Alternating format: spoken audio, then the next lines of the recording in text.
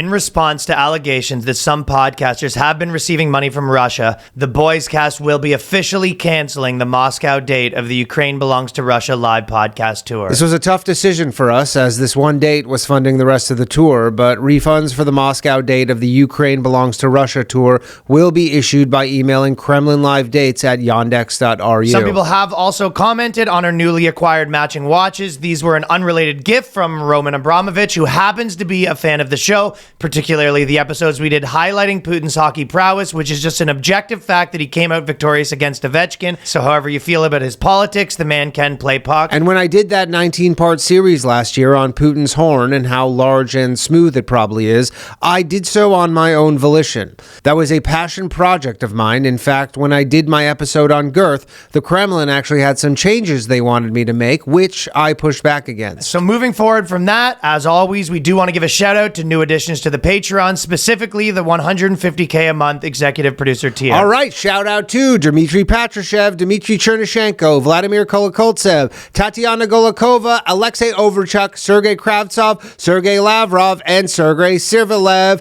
Appreciate the support, fellas. The boys. It's the BOYSCAST. The lads. It's the BOYSCAST. The dudes. Prepare yourself for BOYSCAST. The bros. It's the BOYSCAST. The homies. It's the BOYSCAST. The dudes. Experience the BOYSCAST. The boys. Cast. The boys. Yeah, we got a no laughing matter alert. Woman has found herself in hot water after an incident involving a water gun. She says a neighbor called police after she accidentally sprayed him with a toy water gun. By George. Not only did police show up, but they charged her. CTV's Jeff Pickle joining us now with more on this. And Jeff, really no laughing matter here. No laughing matter. Not a laughing matter. Not a laughing matter to spray your neighbor accidentally with a water gun in Canada. They arrest you. I'll tell you what is a laughing matter. My tour. I've added a lot of dates. I'm going to be going on tour forever. We got Fort Wayne, Louisville, Saratoga Springs, Philadelphia, Nashville, Chicago, Edmonton, Minneapolis, Las Vegas, Phoenix, Portland, Tacoma, Los Angeles, Irvine, San Jose, Tampa, Salt Lake City, Denver, Atlanta, RyanLongComedy.com. Yeah, hey, and catch me in Baltimore, Tampa next month, and Skankfest at the end of this month if you're around. So also we should mention, as talked about with the people, we've tried as best as we can to keep Fridays as our podcast, funny stuff. And then when we did an extra episode, Laughing Matters, that's a good way to put it, because we knew there was going to be a more like less laughing matter when we had Glenn Greenwald on, if you want to check that out. Extra episode, no strings attached. Yeah, it's truly a laughing matter. Yes, and then Fridays is going to be a laughing matter. They never say anything's a laughing matter. They just say it's not a laughing matter. Fridays on this podcast is a laughing matter. Laughing matter. That's the thing. Okay, so we watched the debate. That's one of the things we're going to talk about. However, the funniest thing, by the way, so obviously, I had a pretty good point for you, by the way. Yeah. Okay, so when we're talking about what happened in the debate, you always think the media is going to be the media, right? Yep. Media going to media, right? Lying media. So you kind of look at what they do, and if you think about the media, you think about essentially you go, if you like think about it like a movie and they're Rotten Tomatoes, you go, what the media says is the critic score, and what Vegas Odds said is the audience score. Yeah, that's very... So that's a good way to look at it. You absolutely. Go, sometimes they both really agree, sometimes, but if you go, okay, media says this, and then the audience, like Sandler movies, for example, media, the critic score is going to be 2%, audience score is going to be like, woo! Yeah, for sure. So that's sort of how I look at it. I mean, there was no scenario with the debate where CNN and MSNBC weren't going to come out, whatever happened, and just be like, yeah, she mopped the floor with I was wondering if they had some of these articles, because I'll read you some of these articles, which was the beginning. This was the beginning of Donald Trump's unraveling. Harris was good, really good. Sure. But Trump was hideously bad. Maybe those 2 points are connected. Harris won the debate if it wasn't even close. So I'll tell you. I will say the bar was set pretty low for her. Like everybody expected her to just come out and be like, but. She wasn't that bad. Yeah. Yeah, she was fine. She was fine as talking. Yeah. Well, to me, it was like real pasty at the beginning. It felt like she was at the beginning. She was just like, you could see that. Yeah. I would say if it was my original instincts, I'll say this. We're going to go through a couple parts, and then I'm going to say the funniest parts. We'll do it in that order. Sure. But kind of the first initial thing was it felt a lot to me like she was sort of talking to the old ladies. Or no, so she was talking to ladies and Trump was talking to old people. That's what it really felt like they were pandering to. For sure. Like Trump was talking to like a 60-year-old dad. That's what his geared towards. And she was really sort of tugging at the heartstrings for like the 50-year-old ladies. And I went to the Stuytown gym, or the outdoor gym, right? Yeah. And there was two probably 65-year-old ladies. It's probably like 2 hours after the debate. No, sorry. Actually, it was the next day, the next day.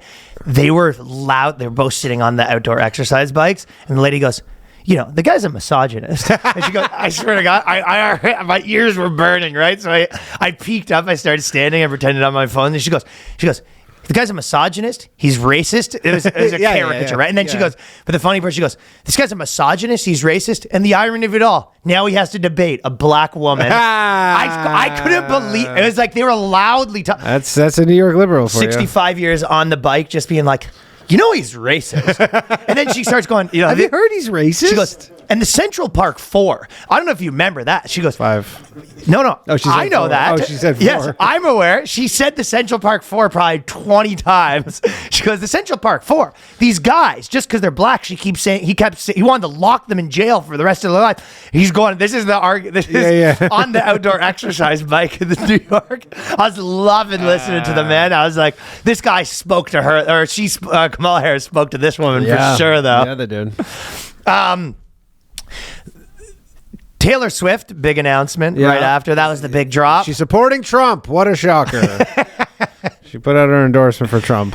I'll tell you what I mean, her fan base probably is like realistically 50-50 too. So that is actually not a beneficial that's a sort of move to open her mouth about. It's kind of interesting. Like, do you think that Taylor Swift, you'd think a little bit maybe she's not going to get her football bump as much because when she goes to football, people are going to be like, fuck this chick a bit. I mean, sure, like some of her music is like borderline country music. Like she goes and plays in these red states and they're probably just like, fuck you. She's been doing this forever though, I think. That's who you expect. Again, there's no real consequences to endorsing Kamala Harris and there's huge consequences. Like Brittany Mahomes liked a Donald Trump tweet and every Patrick Mahomes news conference right now is not about football. It's about the like of a fucking post by his wife. It's funny. Some people can sort of get away with it and some people it really hits them hard, it feels like, Yeah. Like if you're like Max Crosby and you're just this like neck tattooed white hillbilly dude, you're like, or even like Dana White. Yeah, exactly. But for most people there's only one real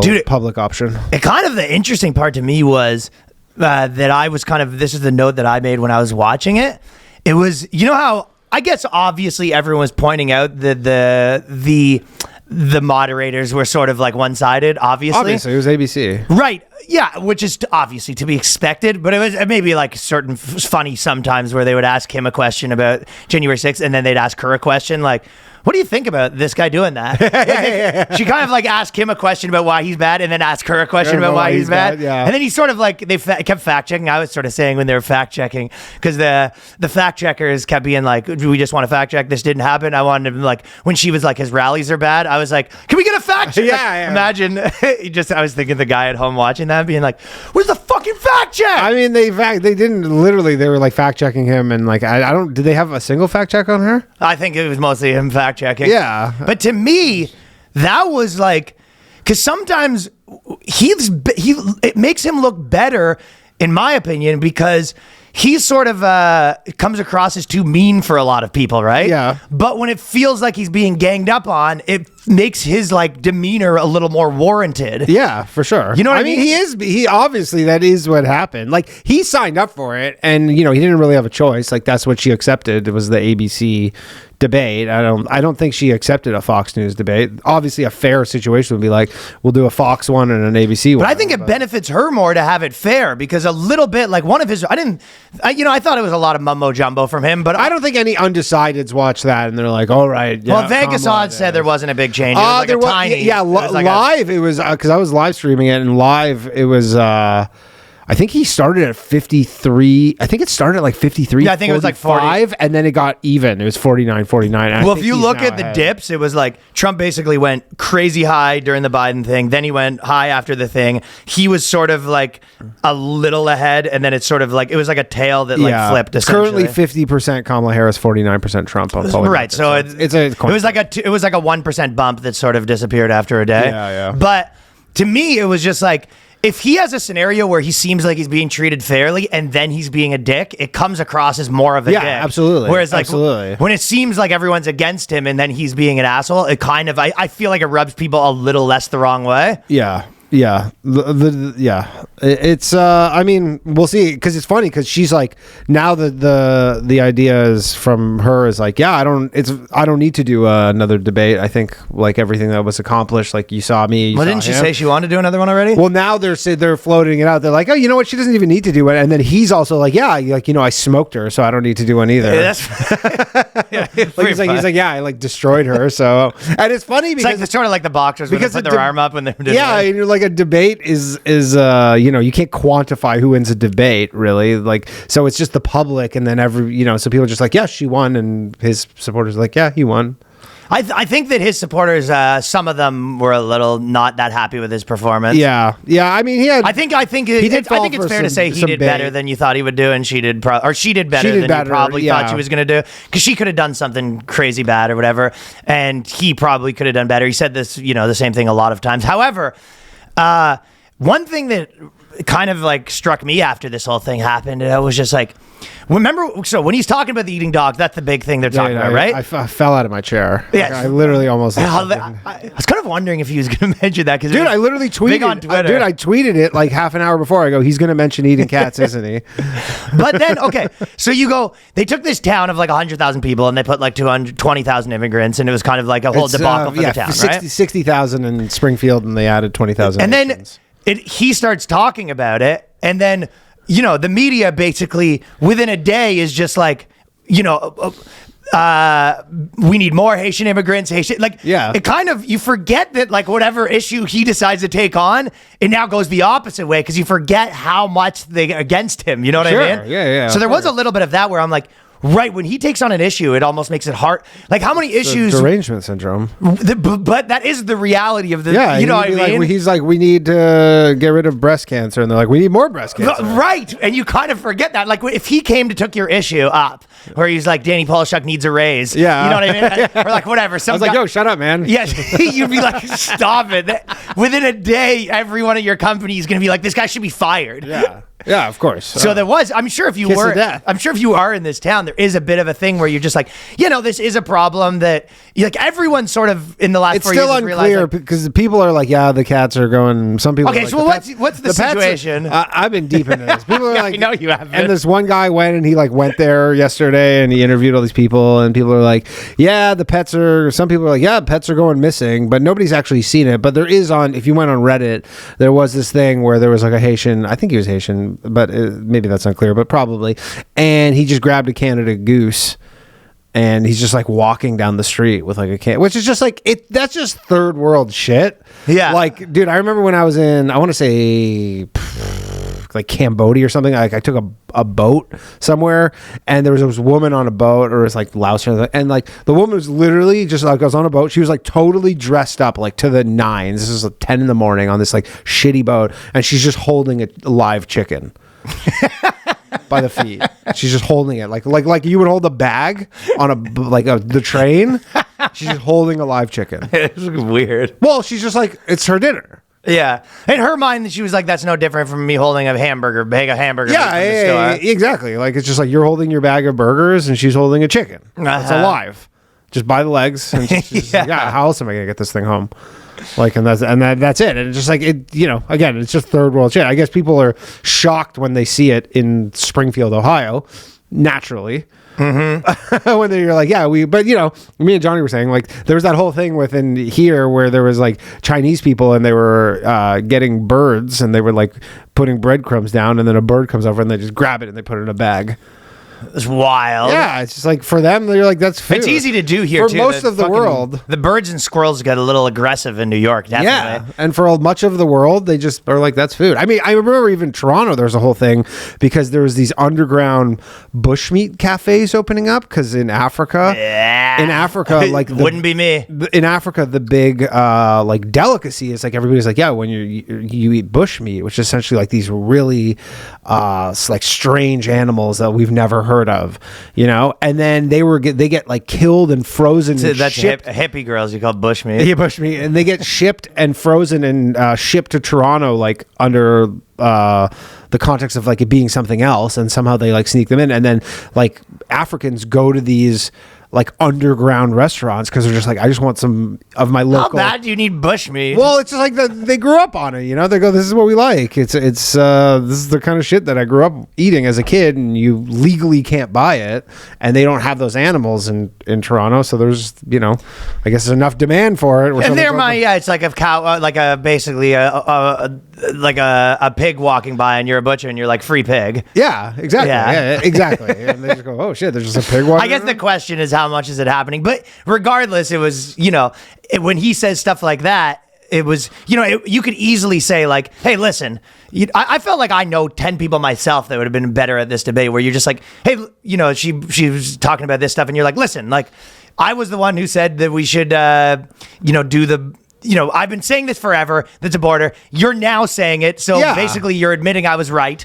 Yeah. As opposed to that, they kind of say something hyperbolic, then everyone goes against him, and then the issue sort of gets And underneath. also the eating the pets thing, obviously now it's become more like everybody's kind of knows about it, but when he mentioned it at the time, this was like a terminally online kind of thing to know about. Like your average person was like, what the fuck are you talking about? Of course. Yeah, they're like, what do you mean they're eating the pets in Springfield? Whereas like if you're on Twitter all day, you're like, yeah, they're eating the pets in Springfield. Yeah, that might be hot At least on that's the True Social. rumor.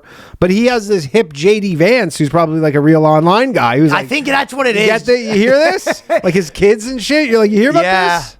I think JD Vance is tapped. He's got group chats where people are sending that. Yeah, he's like, tapped into the online space, and then he's showing Trump, and then Trump's taking it to the mainstream. Yeah, but some boomer watching this, Democrat or conservative, is like, what are you talking about? You're like, I haven't seen this anywhere. I would agree with that, yeah. But yeah, I felt like if you were a moderate watching that, you're kind of just like, okay, so do I want... You're like, obviously, you know, the Kamala Harris is kind of lying about stuff. And then you go, the question is, do I want like do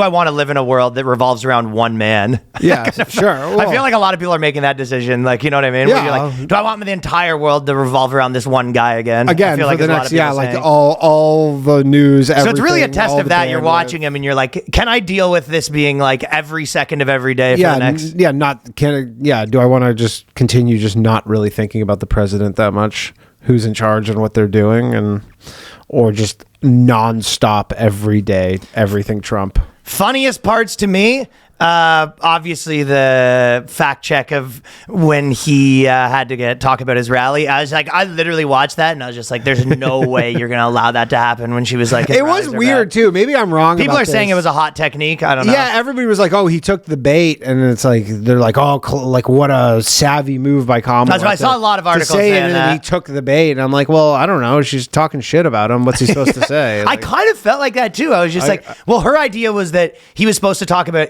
She said this thing about immigration, and then she mentioned the rally thing. So instead of responding to her, he's on the rallies. I'm like, yeah, he talked plenty about immigration. Yeah, so it's not like you had. If anything, every time he finished his answer, he had another 45 seconds left. He was just like another 45 for the border. Another 45 is because my wall. God damn it, you guys are building it.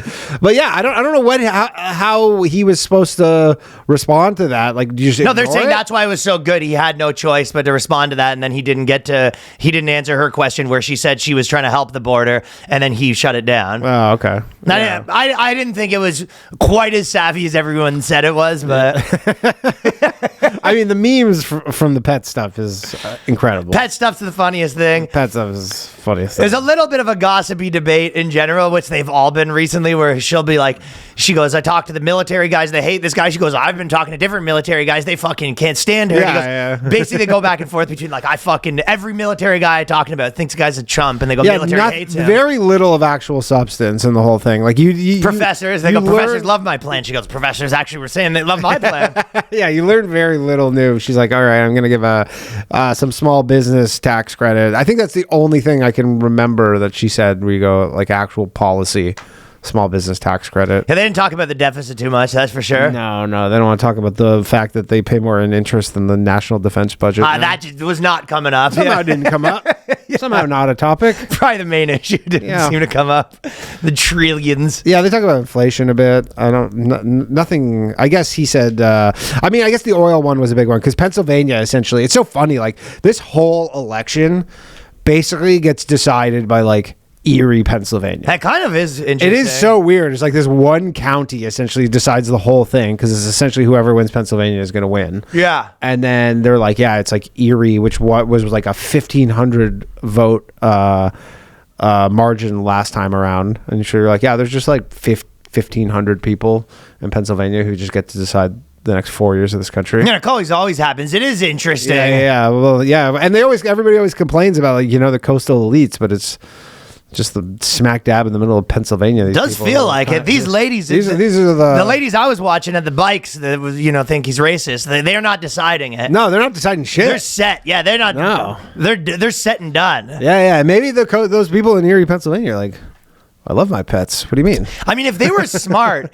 they would be. I guess that's what they're trying to do with immigrants a bit. But if they were like, if the Democrats really were smart, they'd be like, or anyone be like, we're taking people from the states that we won, and we're giving you a huge incentive to move there. Yeah. We go, we're going to move, Move, yeah. Do you want to, hey, you live in Manhattan? Would you like to live in Erie, Pennsylvania? 1 million people were giving you a tax rather break. Be dead. I mean, instead of marketing, though, think about how much money they put into marketing. Yeah. Dude, the money. $1 billion into marketing. You go, $50,000 a year for any coastal liberals that want to go move to Pennsylvania. You go, that's your whole thing. And then you go, we just moved the... Philly? No, not Philly. No. Deeper in. Move to swing states. Also, I thought it was funny when Trump was railing on about how she's not going to fire anyone. Yeah. Like, fucking I mean, honestly, that is the kind not of the worst point. Yeah, not the worst point. Which is funny. Like he said it to Biden. He goes, "Who have you ever fired?" I mean, he's the I fire people guy. I fire people, but you're like, yeah, if you're a leader, you're like, that's probably one of the hardest parts about being like a leader is, is having to make those tough decisions. And yeah. Essentially, like, what tough decisions are you making? You just let people do whatever the fuck they want and just, finish up their terms. It's the bureaucrats, man. You get those bureaucrats in there, they are in there. Mm-hmm. Unless Trump's in charge, and then you're getting fucking fired left and right. Every Friday, someone's getting pink slips. Pink slip Friday, baby. Everyone's living in fear. So there was this was a funny article. It said, I can't stop feeling overwhelmed about the election. It's ruining my life. So they've started to come out again. Yep. Yeah, they're back. Election anxiety. I want to not be so fucking focused on politics. I'm thinking about it all the time. I hate 45 Republicans, Mike Johnson, Susan Collins, all of them. I worry about Trump winning. I need balance. Please help. Anxious and overwhelmed in a historical blue northwestern state. So we tried reading a book. The advice that these people are getting is back to the bad advice. Yeah, that's what I'm saying. I wonder. So this is the advice they get. I wonder if it would help to switch over from a mental doom loop to doing something tangible, volunteering in a soup kitchen or door knocking for the Kamala Harris campaign for your local congressional race, reading inclusive books to kids at your local library, which is a funny, being like, have you tried reading gay porn to kids? Have you tried dressing up as a woman and then reading to kids? Have you tried reading some gay porn to kindergartners? But all of her thing, the whole advice they're giving people is like, get more involved. Yeah. Well, I guess they're saying get involved a little on the local level, and you're like, she's not doing shit, by the way. These people. But the problem is you go to a soup kitchen and you go, so why can't you afford food? And they go, fucking Trump. And you go, God damn it! I was trying to get away from this. They go, Trump's the reason why I can't fucking afford food. All my buddies died of fentanyl. Yeah, exactly. Trump. The best case scenario is doing something in person that gets you out of the house and around other like-minded people, which will give you both a community to commiserate with the feeling that you aren't just spinning out alone. So I would say that's bad advice if you're like flipping out about politics, to find more people that are flipping out about politics so you can flip out together. It's like, basically they're saying turn it to 11. Yeah. They're like, hey, make it in your entire life. Yeah, have you tried maybe like intramural sports? Yeah, Maybe but go join a co-ed Yeah. kickball league. maybe it's anything other than that, but the truth is that these people aren't doing any of that shit. Where you go, they're on a feedback loop where she goes, go volunteer to soup kitchen. She's like, no. No. Maybe some sort of, I was going to say go volunteer at an animal shelter, but that's off the table now. That might have been okay. And then you're like, animal shelter? These headless cats are showing up. Yeah, surround yourself with other neurotic and obsessed people. Yeah. Is the way to do it. That's probably a good one. Volunteer at the soup kitchen wasn't a bad idea, but she's not going to do that. No. But her other ones were all, immerse yourself even deeper in this part-time job. Go on Twitter, make a burner account, and just post all day. In this free part-time job you got yourself. Yeah. Fellas, if you're not already fueling up with Factor's no prep, no mess meals, you're out of your mind. This is a solution for everybody that me and Danny both use. You can meet your wellness goals thanks to the menu of chef-crafted meals with options like Calorie Smart, Protein Plus, Keto, Factor's fresh, never frozen meals, dietitian approved, ready to eat in just 2 minutes or less. And no matter how busy you are, you'll always have time to enjoy nutritious, great tasting meals. I've been on this, and honestly, I think one of the biggest things is for people that I have multiple friends that have said this, it's a weight, they've lost weight because you it's the best way. And especially in America, it's very... Well, it's just the main thing is you're not making decisions. It's like the main thing is like a lot of times is you're like, you get home, you're like, I need to make something to eat, nothing in the fridge. You order Uber Eats, DoorDash, maybe that gives you way too much food. It's guaranteed whatever you're ordering, I'm going to get Thai food. Thai food sucks. It's great, but it's not good for you. Whereas this, you're like 2 minutes, microwave, done, no cleanup. 35 different meals, 60 add-ons to choose from every week. Crush your wellness goals this month. Dietitian approved meals, ingredients that you can trust. Make your day delicious from breakfast to dessert. Stay fueled with easy, nutritious options. Enjoy effortless support for your lifestyle. You choose from 6 meal preferences to help you manage calories, maximize protein intake, avoid meat, or simply eat well balanced. So you just choose them every week, and there's a whole bunch you can choose from. Head to factormeals.com/boyscast50. Use the code boyscast50 to get 50% off your first box plus 20% off your next month. That is code boyscast50 at factormeals.com/boyscast50 to get 50% off your first box plus 20% off your next month while your subscription is active. Fellas, from a core that won't quit to arms worth flexing, Fitbod is the perfect companion to keep exercises fresh and keep yourself accountable. This is an app that is a personal trainer in your pocket. It keeps track of everything you're doing. It tells you what exercises you can do for what gear you have. You can focus on your personal goals. It customizes every workout and adapts as you improve to avoid plateaus on your journey. I personally was bulking up. Now I'm trimming back down. Yeah, on that That's what I'm on right now. Yeah. So the app makes your life easier. You can take it with you wherever you're going. If you're going to different gyms, if you want to keep your exercises more interesting, do stuff you haven't thought of before. It creates a personalized workout routine, adapts to your growth. Fitbod tracks your muscle recovery, which is a big thing. Sometimes you're just like, you screw up your days and then you're like, oh, is this too soon? Should I be doing different things? Should I be doing a different muscle group? Should I? Well, yeah, sometimes maybe, some people might not even, myself and probably in this category, where sometimes you're like, is this the same muscle group? Yeah. Should I do chest every day? Yeah, but a lot of times you get involved with back. You're not really sure what else is doing. If it's kind of, if you're crossing over on stuff, especially if you're going highway. You learn new movements the right way. It's like a personal trainer, but better. So lots of people I know have been using Fitbod. Me and Danny have probably been on it for years now. Yep. So it's every time I go to the gym, it's like a personal trainer that you have for a fraction of the price. Lock in and stay focused. Join Fitbod today. Get your personalized workout plan, 25% off your subscription, or you can try the app for free for 7 days at fitbod.me/boyscast. Again, that is fitbod.me/boyscast. Dave Grohl is in some hot water. His daughter appeared to deactivate the Instagram account amid his secret baby announcement. The man has another confession to make. That's it's funny. When this first happened, that was the first thing I did. I just typed in Dave Grohl confession, and I was just like, I just wanted to see how many people made that joke. Mm-hmm. I would say it was like 250. And it's funny, a lot of people being like, I guess he's got another confession to make and being like, they dropped it like it was hot. Yeah, Just see him back to back to back I mean, to back. someone was first to it. There goes my hero. There's a few. I mean, the man's hey, by the way, not a bad joke. No, not a bad joke, but Just it is what it is. If you were Yeah. writing for a late night show, you got to have the wherewithal to be like, listen, it's been said. Yeah, unless certain late night shows, and they go, that's where we stole it from.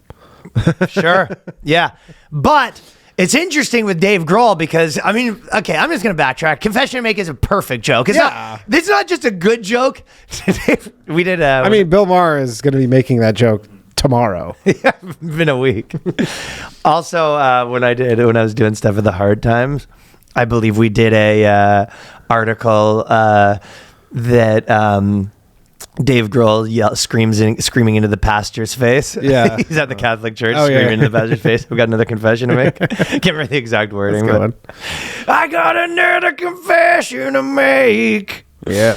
But Grohl's interesting because he was able to sort of have he did sort of have a clean image, you know what I mean? Yeah, When yeah. Foo Fighters first came out, I actually liked them better than Nirvana. I was never I'm not a Nirvana guy. Dude, Nirvana right now, like, when I was 10 or whatever it was, and Nirvana 12, and Nirvana came out, obviously they were big, but in the last 20 years, if Nirvana ever like came on the radio when I was driving, it's an instant turn off. No, it's an instant turn off for me. Change the channel. I mean, I've always said that if you take one note and change it from their songs, it's Nickelback. Yeah.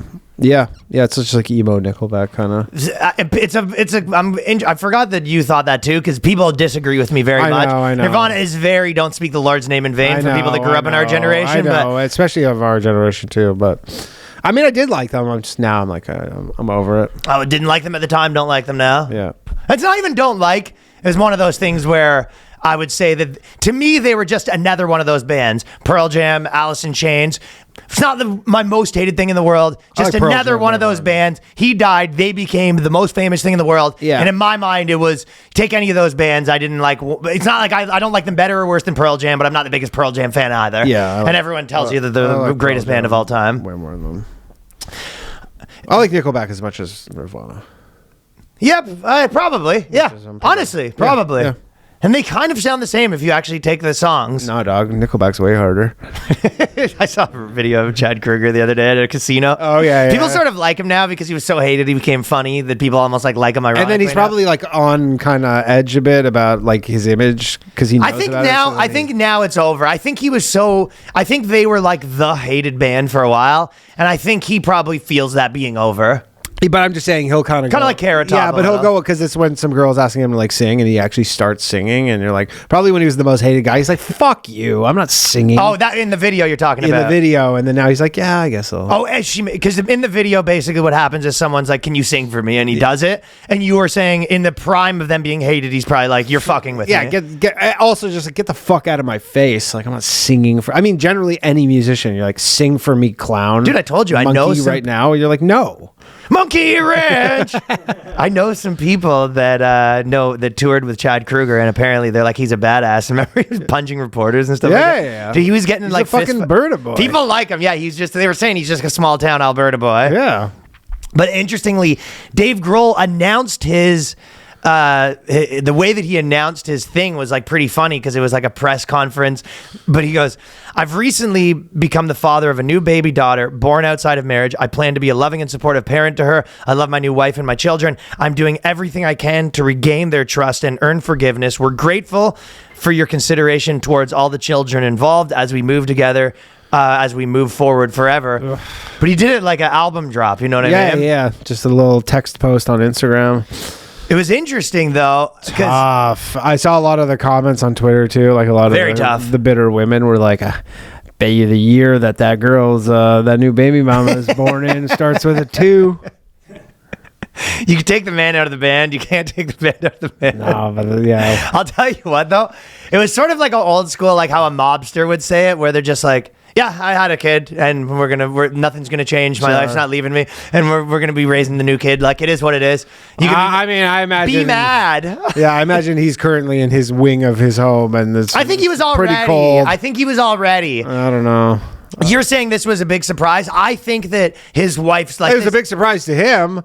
I'm sure, like he probably like this girl that he knocked up was like, "I'm pregnant." He goes, "All right, down, let's go to the abortion clinic." She's like, "No, I'm going to keep it." He's like, Please don't do this to Come me. on. Please do not do this to me. But do you think that this is the first time with his wife, or this is the first time you getting busted? Famous guy like that? I don't know.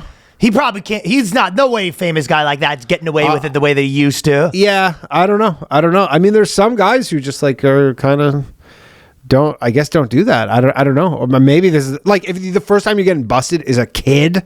Oh my God, that's nuclear. My point to you is I doubt this is the first Yeah. time he's getting busted. I'm thinking this is Adam Levine style, where it's like the wife is just like, "What did you do now?" Yeah, what'd you do now? I think it's like the mob husband coming in Yeah, to be like, the Gumar got "Tell knocked me out. she's not pregnant." Like, you know what I Yeah. mean? She's like, "What the fuck did you do now?" I mean, he obviously had to post this because it was just going to be news, and he had to be the first person to break it to kind of control the story. oh yeah. Yeah. So, but Well, people are. Dave Grohl had a place in people's minds as like, you know, kind of a Jack Black, where they're just like, he's the good guy. He's a a good very guy, nice yeah. guy. The Dave Grohl baby news is especially disappointing. Here's why. So people are very disappointed by it. women are especially disappointed by it. Because Literally, guys are just like, yeah, shit happens. But I think he did a pretty good job of making him the nice guy. Like he had this image of like such a nice guy. Like it's hard to pull off an image where you're just like, what does everyone think of this guy? Really nice. Yeah, I bet you could say this whole thing is a bit of a monkey wrench. It's a bit of a monkey wrench in his plans. You have any others? No, I don't know that many Foo Fighters songs. Weenie Beanie? I don't know. That was one of the ones on the self-titled. That's I'm being honest. I don't know that many. Dave Grohl reminding us that at the end of the day, men will always be men. Shake my head. It was like, no, maybe that should be reminding you that like the guys who, you know, present themselves as the nicest guy in the world generally, like maybe that's, but Hey, I'm man, sure there's plenty of dudes that are just normal guys. There is. The funny thing is there is no shortage of guys who are not giant rock stars who find themselves in this identical predicament. No, of course. Like that's funny. There's some guy who just like works at the fucking soup factory who's just like, God damn it. Fuck, dude, being a normal guy with a family that gets a girl pregnant, she has the kid, that's like one of the worst like things you could happen to yourself. Oh man. Like you used to say that you talked about a lot how they used to always raise the other families in the other city, but it's like two families, two cities. no, I mean, fucking. It's one of those things when you think about you only get one life, like that's how you're living it. Do you know what I mean? Yeah. Like really, that's how you're living it. You just got fucking two families on your ass. Or you go Nick Cannon style or like Cam Newton style, and you're just knocking all these people up, and then you just kind of leave. But them and you go, see them a month a year. That doesn't work for the nice No, guy. no, not for the because nice you guy. can't be. There's no way you can be. I'm the fucking nicest guy in the Cannon world. kinda has Also, I figured got out- all these illegitimate children walking around, starting TikTok accounts. How my dad doesn't even fucking see me, and I'm living on the street, Dr. Dre style. Yeah, Nick Cannon kind of does have the nice guy thing though down a bit. I feel like he's not black. I know. Well, Cam Newton, former Carolina Panthers quarterback, he did a club. I think he did not Club Shay Shay, but he did some interview where he's basically like, I never want to be married. My whole deal's like, I'm just knocking up these chicks, and he got a lot of heat for it the way he kind of framed it. Yeah. But Nick Cannon is kind You're of saying he pulls it off a little better. Nick Cannon pulls it off because he's almost like I'm just like a godly man who wants to spread his seed. He also dips into the language they like, where he was like, I'm polyamorous. He kind of says stuff like that, like. He sort of sells it in a way that maybe women will understand, but Yeah. I'm sure that there's lots of normal chicks that are like, this Nick Cannon thing's ridiculous. Yeah, they think it's ridiculous. I think he was able to sell it a little more to the Nick Cannon's just doing the rap Elon community. Musk thing, basically. Essentially, like I need to have 10 kids or 15 That kids. is the best way to And sell there's it. not really a feasible way to do it with a single. The best way to sell it is you go, why are you having so many kids out of wedlock? You go, there's a population issue. I'm a hero. Yeah, and I just want to, I want to spread my DNA. Do you think I want to have a huge lineage. But I think you're adding the want in there, which I think Yeah. that makes it a little less sellable. I think the thing that sells it is you're like, I would love, Imagine- I would love to not have 15 kids, but like I'm saving the world. Imagine Dave Grohl. That's how he started. He goes, population decline is a real problem. It keeps me up every night. I think that would have been the move. That's why I had one more kid 23 years later. That's exactly what he should have said. Yeah. There's a population crisis in America. That being said, I'm only one man. I've been doing as much as I can. And we all have to make sacrifices. In my case, the sacrifice is my wife getting fucking pissed off. You know, Yeah, big tour from Dave Grohl coming up, by the way.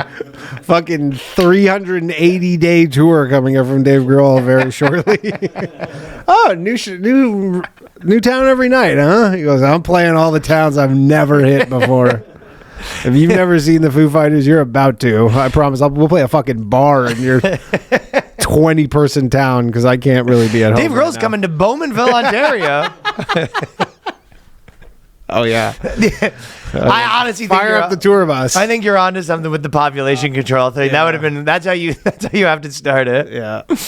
But yeah, Dave Grohl once described his wife as his future ex-wife. So apparently he's been joking about that, which I remember a lot of people in the bin saying future ex-wife was a big thing. People would say that was a good pickup line. That was almost up there with there she is. Good pickup line, future ex-wife. Future ex-wife is a huge pickup line. Yeah. It was too saturated at one point. Yeah, I remember in the Toronto scene, future ex-wife was used fucking 20 times a night at every bar. There she is, future ex-wife. There she is. It's a good one, though. By the way, just a quick side note, I've been talking about guardian angels a little bit. Like the guys in New York who beat people up? I have this with joke. The berets? Yeah. Like the Curtis Lee was? The heroes. Well, I've had this joke for a bit where I've been I always think it's funny that like my mom's really into the idea of like guardian angels and angels. Yeah. And so, but you know, she talks about like when someone dies, like, you know, they're an angel watching over us. And to me, the funny part is it's like a lot of times it's the person that was like an alcoholic and you're just like, that gotta be the worst guardian angel. Worst guardian angel. But also the funny part to me is when if you die and you're like, hey, now you go back to Earth and you're a guardian angel. You're like, you have a job now. You have a job now, and that job is potentially watching over your wife as she fucks this new guy.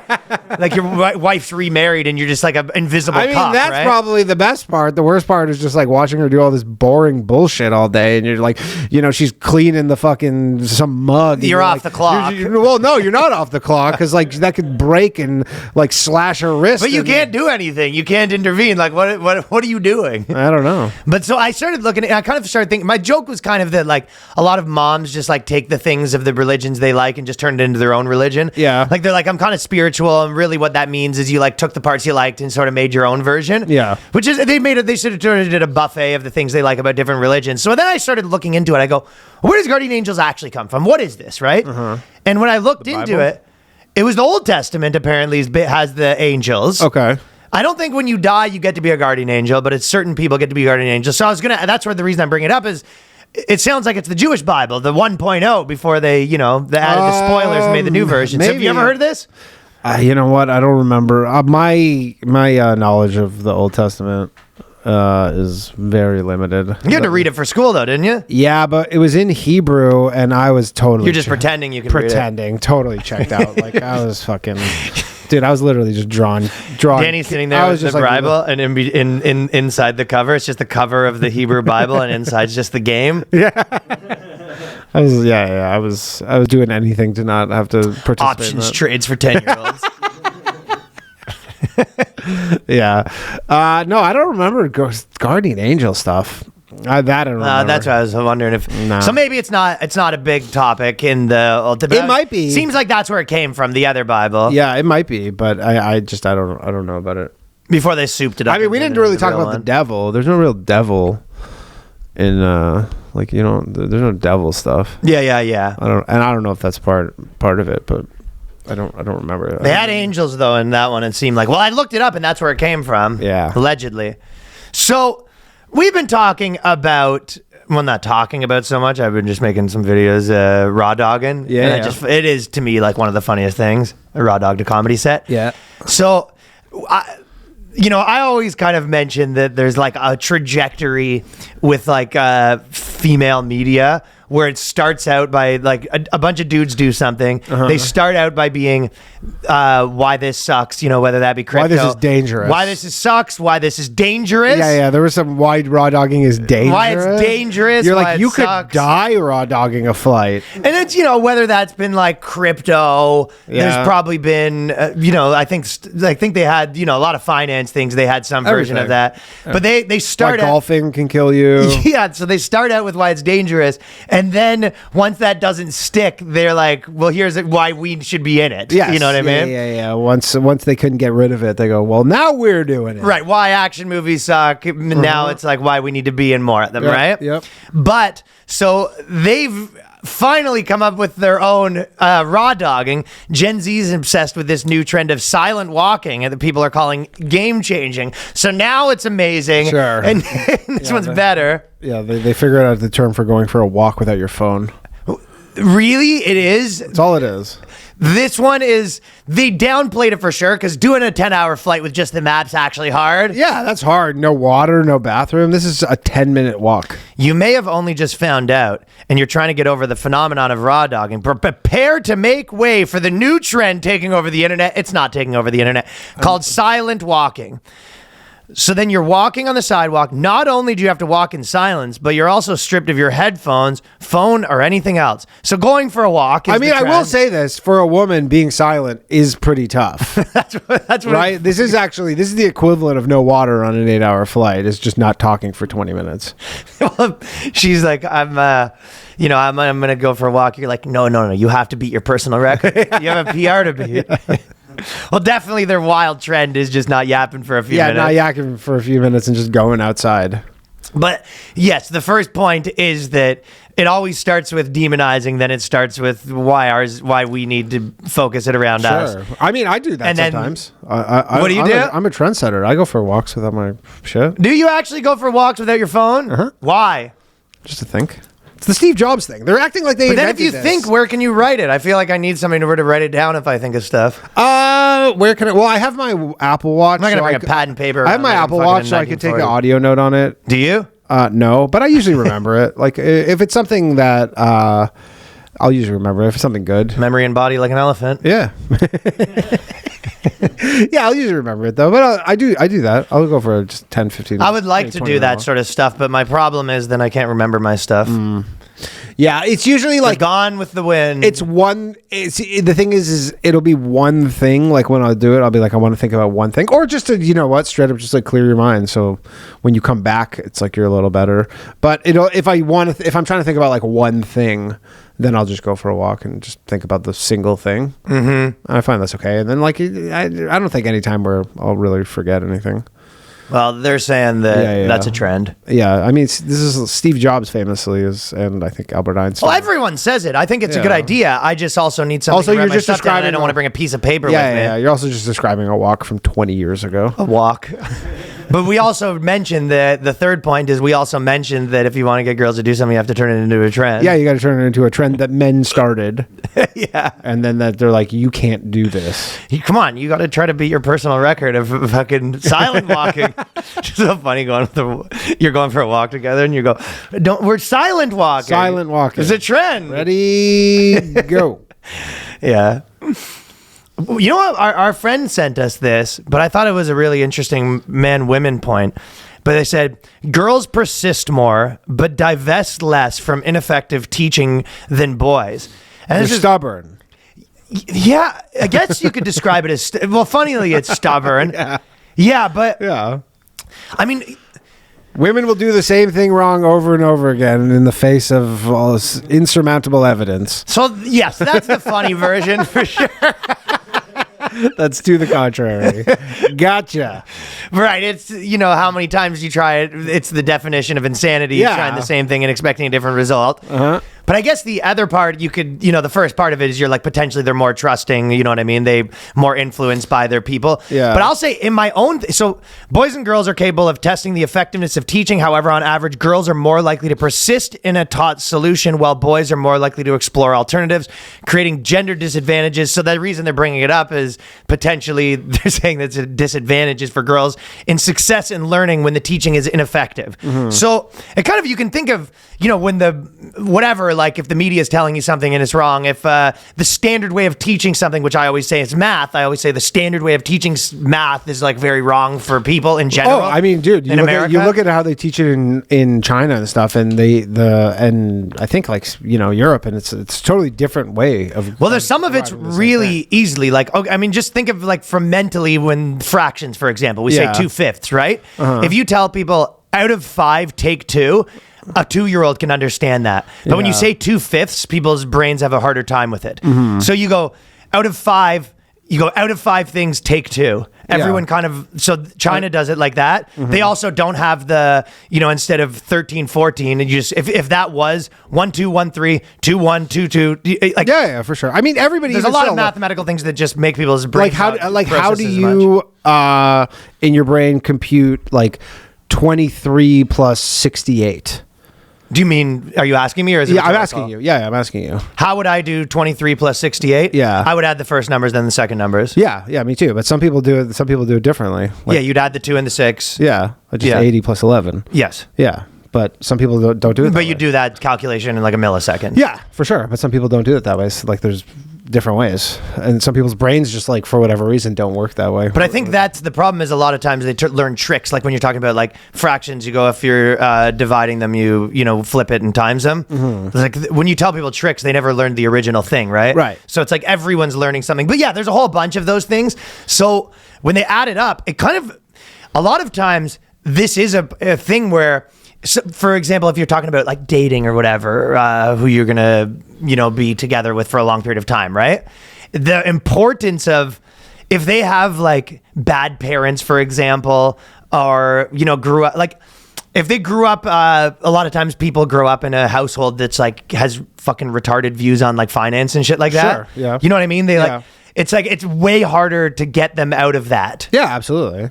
I mean, which is interesting though. Yeah, the way you grow up definitely impacts a lot. Well, but the idea is it impacts it more for women. Yeah, I mean, also like if they have bad family advice, if they were with a guy that like was very influential and they're like 15 to 25 and they sort of inherited that like bad thinking. Yeah, it's harder for them to break out of it. So that it is true that they're kind of correct that it is very important to have correct teaching because it's more influential and sticks harder. And it explains why they don't invent much. You think so? I don't know. I don't know about. Do women invent a lot of stuff? You think it explains why they don't invent much because they don't break away from the conventional thinking? Because you need to break away to the conventional thinking to like actually. That and bell curve maybe they innovate, but in terms of actual pure inventions, building on something as opposed to sort of breaking down the first principles of it. Yeah. So. Yeah, I guess and it depends. So I guess the positive is you're like it can have an advantage if there's teachers happen to be great, but if the teachers happen to be bad, it's like a big disadvantage. So I think it's something to look out for. You can kind of see in people where it's like if they have all these wacky ideas with a woman, it's going to be harder to get rid of them. Yeah, but in terms of nurturing, they can't be beat. In terms of nurturing, such sick nurturers. The fuck is so sick. Boys, you know that me and Danny take AG1 every single morning. The first thing I do when I wake up, I actually look forward to it because I love the taste. I am an AG1 man. I bring the packets on the road, the travel packets. So I'm never not doing AG1s. The first thing I do, then that's the coffee. Yeah, while the coffee's brewing, you get it in your shaker bottle, shake it up. It contains prebiotics, probiotics, ingredients to support your digestion, reduce bloating, keep you regular. In a research study, 80% of participants noticed less gas and bloating after 30 days of drinking AG1. So that's just huge for the look, if not anything, and also the way you feel. Yeah. In a research study, 97% of participants felt digestion improved after 90 days of drinking AG1. In a recent research study, AG1 was actually shown to double the amount of healthy bacteria in the gut. These healthy bacteria work together to break down food and are known to alleviate bloating, promote digestive regularity, and aid in digestive long-term comfort. It is easier than taking a whole bunch of multivitamins. AG1's all non-GMO ingredients, contains no added sugar, helps fill nutrient gaps, and supports your gut for a healthy digestion. Just one scoop provides whole body benefits like gut, immune, and stress support. I personally trust AG1 because they've got the source ingredients in bioavailable forms, making it easier for your body to use each nutrient. And each formula uses non-GMO ingredients and contains no added sugar. One thing I'll say is why I've even prefer AG1. Another little thing for me is because I was taking a lot of pills for a lot of different things, and I developed a bit of an aversion to taking pills. Really? Yes. Can't get them down. Well, it's just too many pills. Yeah, you gotta space them out. And I started hating it. Yeah, I know. So this solves, I know. solves that one. It's like, that happens a lot. Too many pills sometimes. So start with AG1 and notice the difference for yourself. It's a great first step to investing in your health, and that's why I'm so excited to be partnering with them. AG1, you can try it right now. Get a free bottle of vitamin D3, K2, and 5 free AG1 travel packs with your first purchase at drinkag1.com/boyscast. That is a $48 value for free if you go to drinkag1.com/boyscast and check it out. Fellas, I think everyone here knows that there's some bad habits that people have, and you've also probably heard the flavored air category that is quickly becoming the leading alternative to vaping and smoking. It's a whole new movement towards better health habits led by the sponsor of today's video, Fume. Let's back up to 5 years ago. You may have got involved in a trend that is now destroying you. You thought, oh, you know what? I'm just going to do this and I'll actually do it less. Now, you're bringing it with you 24/7. Goddamn pacifier. You're sneaking off to the airport, or the bathrooms at the airport. You're sneaking off to the thing, blowing it in the toilet. Yep. You're reaching for the first thing. It's not good and you know it. Yes, it's not good and you know it. You're reaching for the first thing. Well, it's time to end that. And Fume is the solution for that problem. Fume is an award-winning flavored air device. It isn't like vaping. If vapor was compared to sticky soda, Fume cores are closer to herbal teas. Fume has a lot of delicious flavors. Like I said, crisp mint, orange vanilla. And with flavored air, you can satisfy your oral fixation through a passive diffusion system that utilizes no electronics, no vapor or combustion, no nicotine. It's not addictive, non-toxic flavors. We're talking completely guilt-free alternative. No batteries. You never got to charge it. Looks awesome. Feel the weighted high quality design made to fidget with, to calm anxiety and magnets, especially when you're going through a transition period. So Fume continuously invests in third-party studies to ensure the safety of their products. So Fume served over 300,000 customers now. You can be the next success story. So for a limited time, use our code BOYSCAST and get a free gift with your journey pack, which is what I have. Head to tryfume.com. That is tryfum.com. Use the code BOYSCAST and get a free gift with your order today. Yeah. This is probably my favorite article of the week. We've been talking about, and we've done a sketch in this podcast where we said, what are the acceptable conspiracy theories? And we were talking a lot about how, we want you to stay away from this. We want you to stay away from that. Like aliens. Oh, there you go. That's a fun one. Yeah, there's a little red meat. There's meat on the bone. Right. There. So it's like we've been saying forever that it's like they don't mind you being conspiracies, but they want you to stay on, stay in the. Here's a until now. And that switched a little bit recently. Yeah. Where now they're like, you've kind of seen it with the pyramid guy. He's been sort of, blasphematized. Yeah, COVID didn't help anything. So now it was just anyone who doesn't believe any conventional thinking. They've realized that, if you realize they're lying about something, you might start thinking they're lying about some other things. Yeah, right? This is literally like, why aren't you listening to the government all the time? They have your best interests at heart. Belief in aliens visiting Earth is spiraling out of control. Here's why that's so dangerous. Which, as per our conversation, I think it's about a 2-month countdown to be like, why believing alien spaces don't have enough women? Right, of course. Yeah. Why aren't women more active in the UFO space?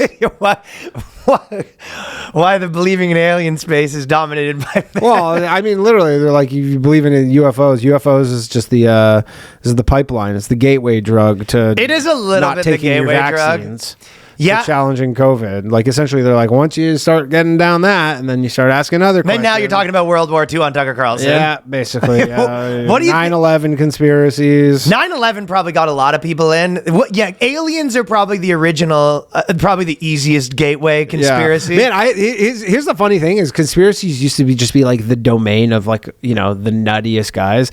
And then I had this guy on my show the other day who he runs this 9/11 Truth Center thing. It's called the International Center for 9/11 Justice. What have you been getting up to over there on your YouTube channel? Man, he was the most fucking normal guy. Yeah. 9/11 is the best conspiracy. It's interesting. I love the 9/11 dog. But he was literally the most normal guy, and he used to work for these engineers who were this engineering thing where they're like, yeah, 9/11 just from an engineering standpoint, a lot of this stuff doesn't make sense. And then his new thing is he's going through all the call logs, and he's a lot of the call logs because people were making calls from the flights, and he's like, so many of these don't make sense, and they're the times of them don't add up, and there's just all these these weird inconsistencies, but you're like, this used to be some crazy dude, and you're now it's just like totally normal guy who's like, yeah, we go through this, and this, and then you listen to it and you're like, yeah, I guess the more time passes, the more that I mean, 9/11 is like now. It's like it was yesterday, and Well, what's your theory as to why that is?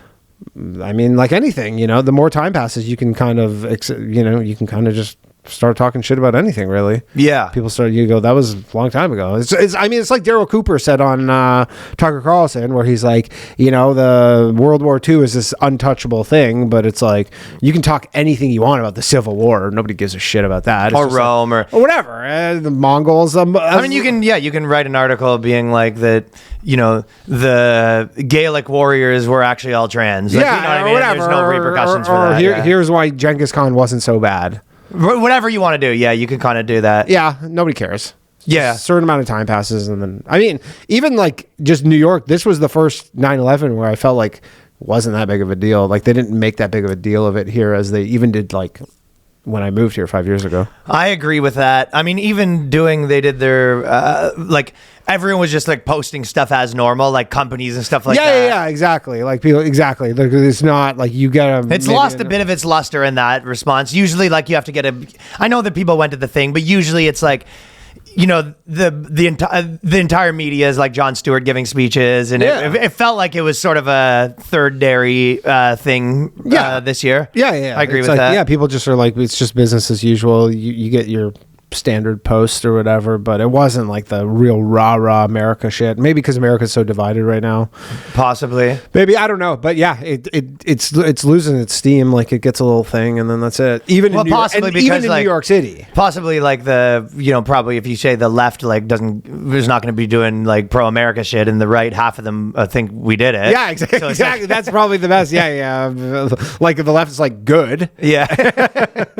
And then the right's like, they didn't even do it. So so there's that. Yeah, I saw you do Twitter. I saw it's hard to know what's real and what's not, but I saw some big thing, basically big thing on Twitter that was just like Osama bin Laden talking about how he didn't do it, had nothing to do with it. Yeah, well, remember the letter? Was it last year with the letter from Osama bin Laden that everybody was freaking out about because that was going viral on TikTok? I think it was after October 7th. Mm-hmm. The letter from Osama bin Laden that everybody was going viral. Everyone was freaking out about, but.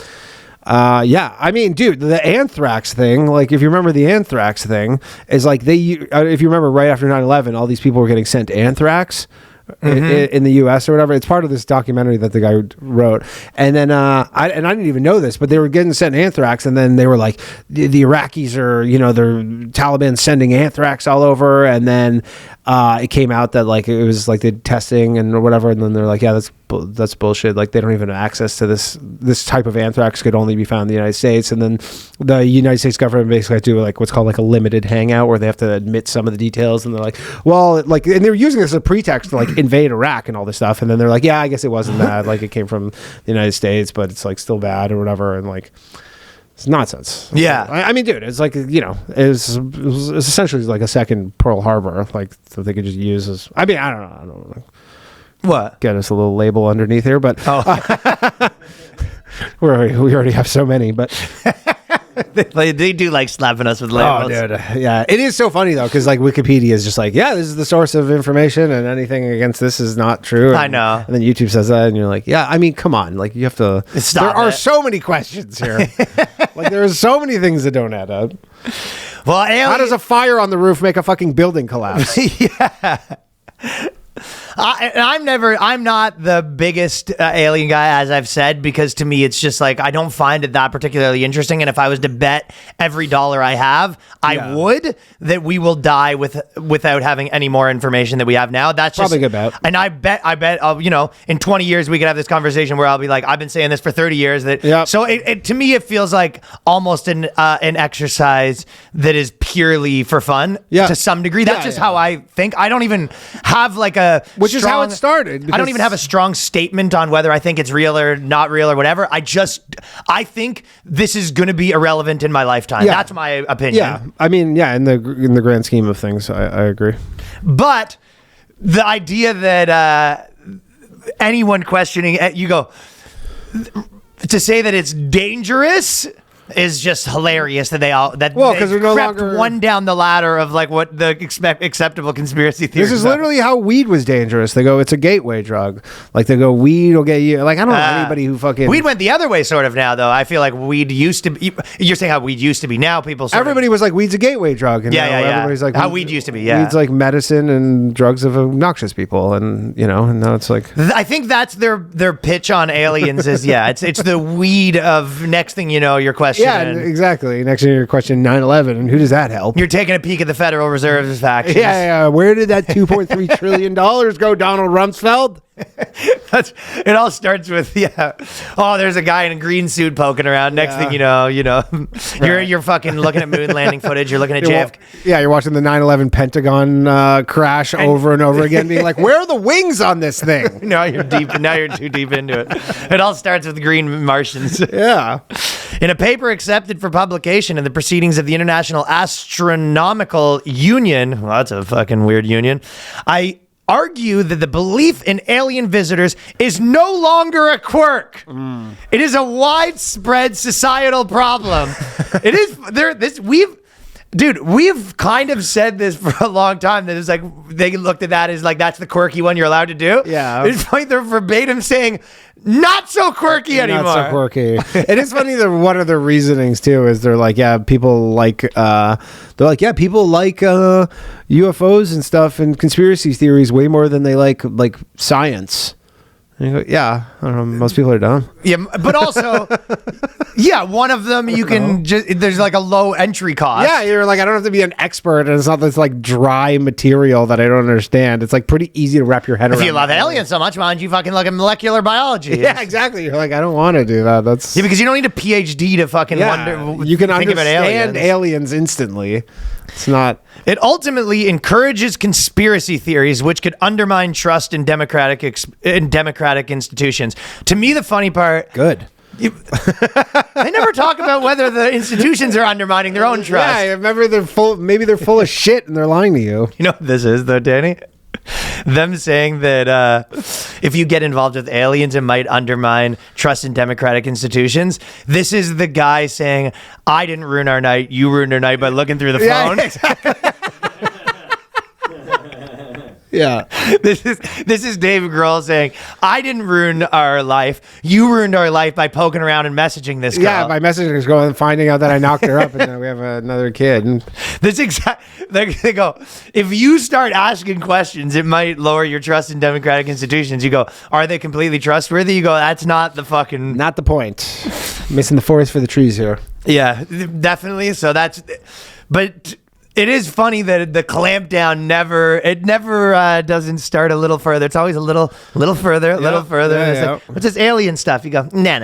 I mean, it's great. Yeah. No. I love the just believe all government and trust them people. Always. You're like, there's a million. You go, every things. government? You go, no, just yours. Yeah, just yours. You go, there's literally a million things. What about that fly Russia? Are counter they to lying? Yeah, they're lying. But our government's never lied. Never. Yeah, never. Yeah, never. Every single person that's ever worked in it. Sure. Okay.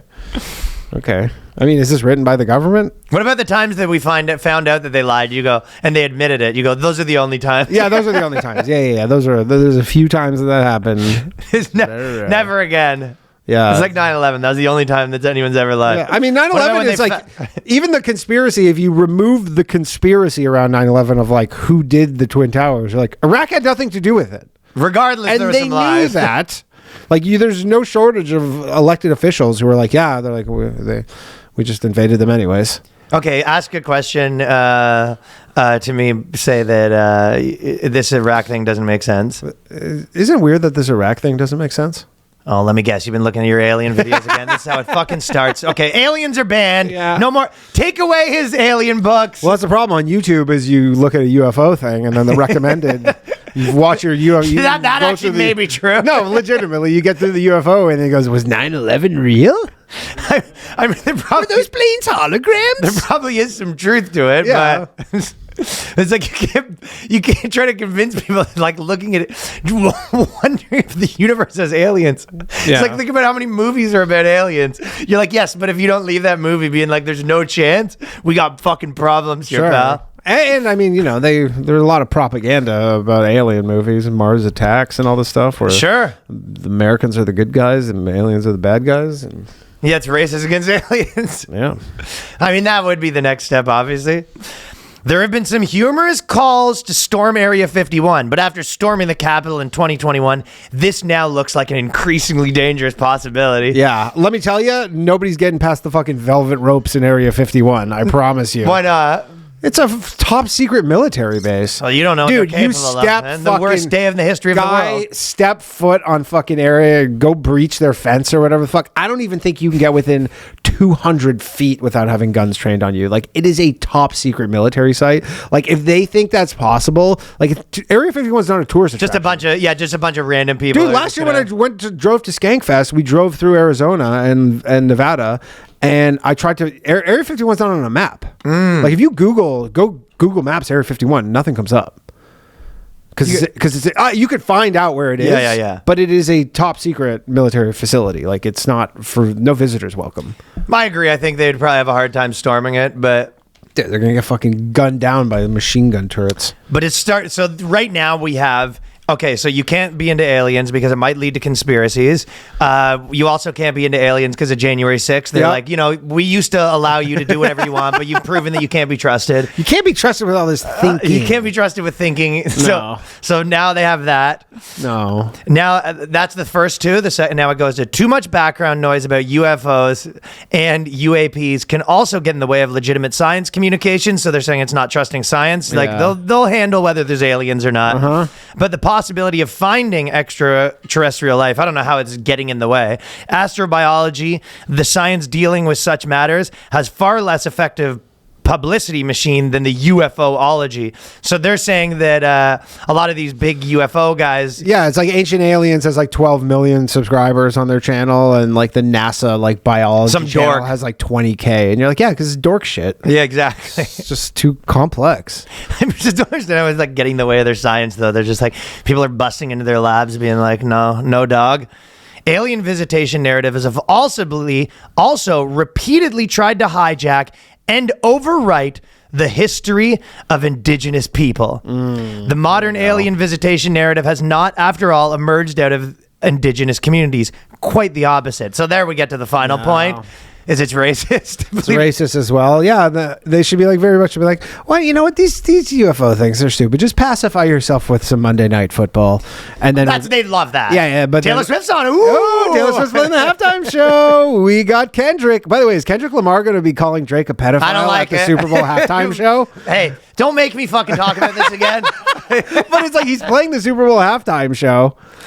Is he going to be calling Drake a pedophile? If the man had any class whatsoever, he wouldn't. But I doubt.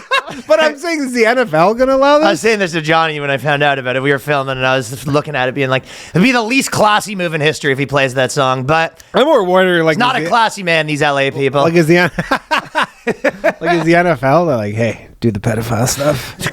It's very, very unclassy. We'll pretend like we asked you not to, but get it in there. I'll tell you what. If it was the other way around, us Toronto boys would not be doing that because that's a very unclassy move. It's like you shake the guy's hand after the fight. Yeah, absolutely. Yeah. You think Drake's gonna do like the RFK Jr. thing where he's gonna do his own halftime show at the same time? He does the Kobayashi. Like exactly the Kobayashi. Like how RFK was like the debates were happening, he wasn't invited, so he just did his own debate at the exact same time. Drake's been doing all sorts of weird stuff lately. Drake's like, tune into my halftime show. He's kind of in Will Smith territory where Drake's been doing all sorts of weird stuff. He's just like doing all these weird releases, posting weird photos. Yeah.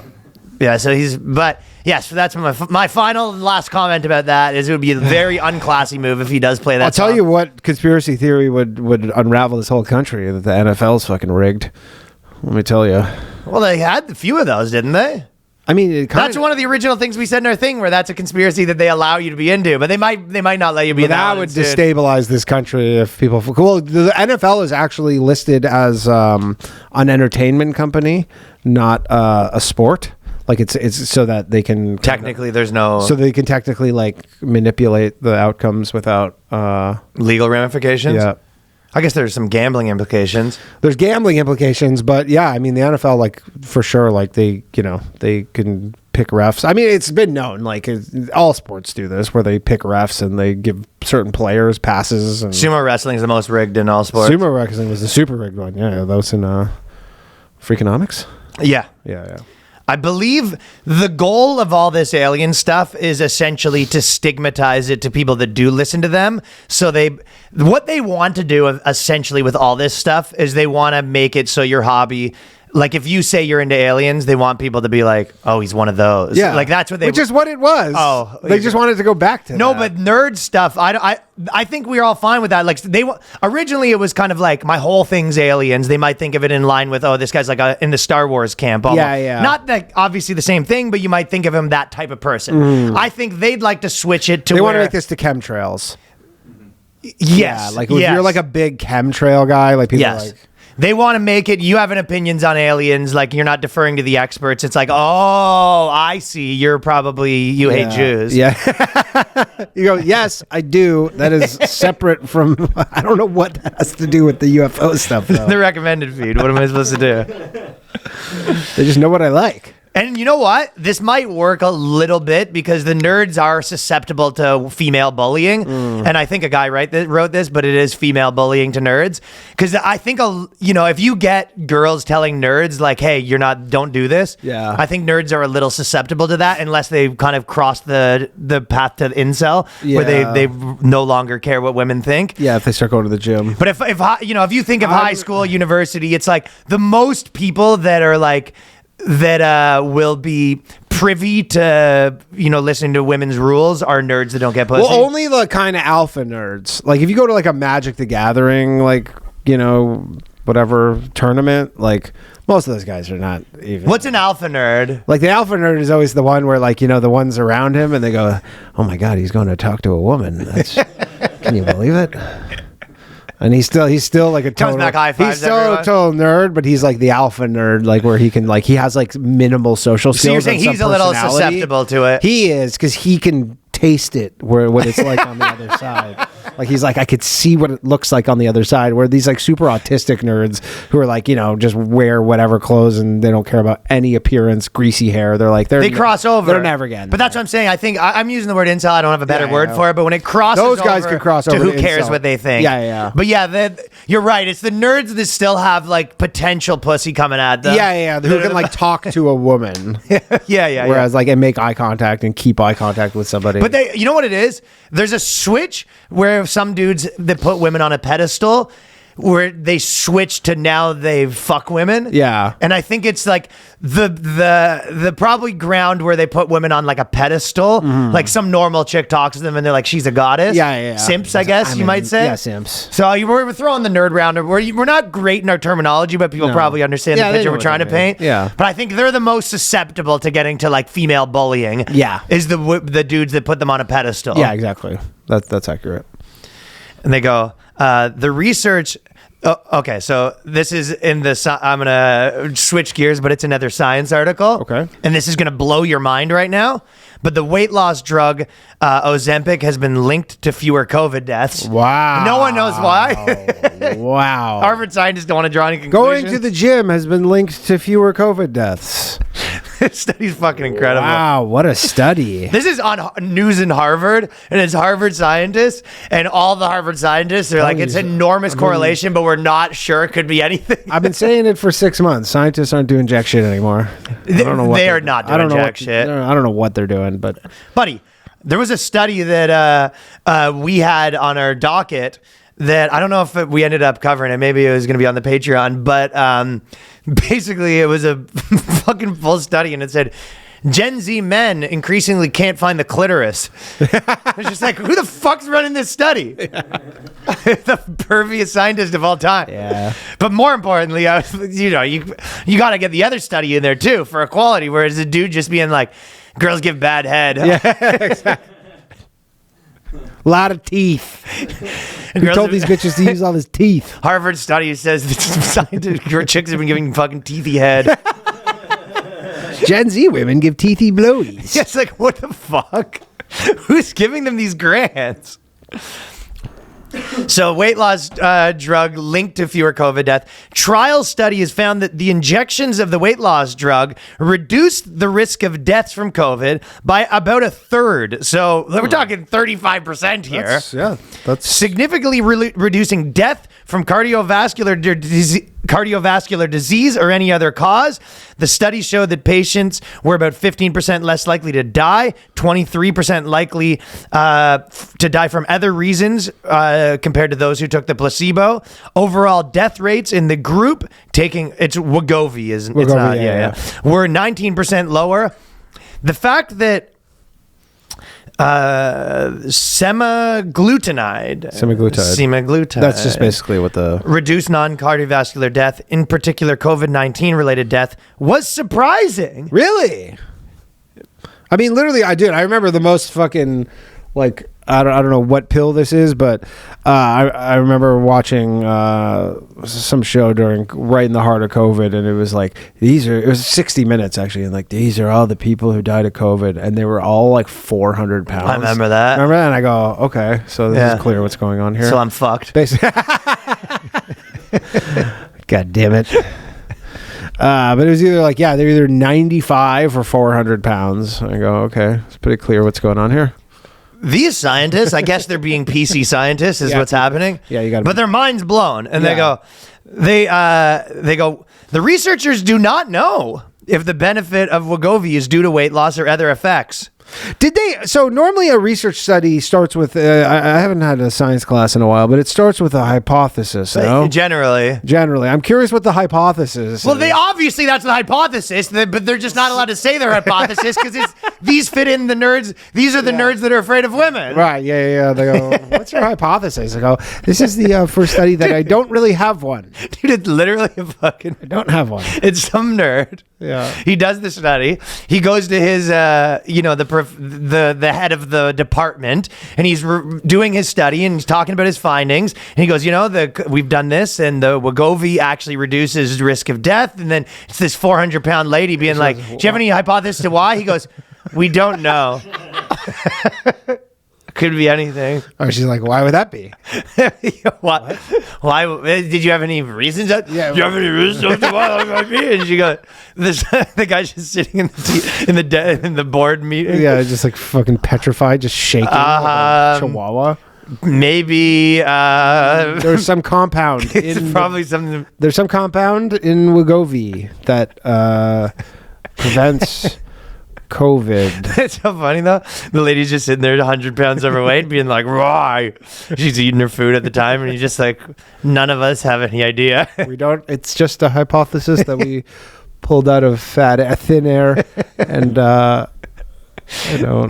don't know. Could be anything. You seen the YouTuber who's done the Nikocado avocado? Nikocado avocado. Yeah, I don't know what's going on. What a publicity stunt. Weird guy, big publicity stunt. Yeah, he was the ultimate. I don't know if I ever seen you the article, but I saw on Chris Williamson's podcast, but it was all about this guy wrote this piece on Substack about audience capture, and we talked about it on this, where because the whole thing was he was making like gaming videos or something, and then people started liking him getting fat and doing the mukbangs, and then he's just like his audience essentially just forced him to gain 300 pounds. A bit of audience capture, but it turns out this guy was playing 4D chess because he was just posting old videos of him fat while he was losing. Well, I don't know the guy well enough to know this, but if his thing was I'm doing like a Mac from Always Sunny, where it's like, oh, I'm putting on weight, but then I'm going to lose it.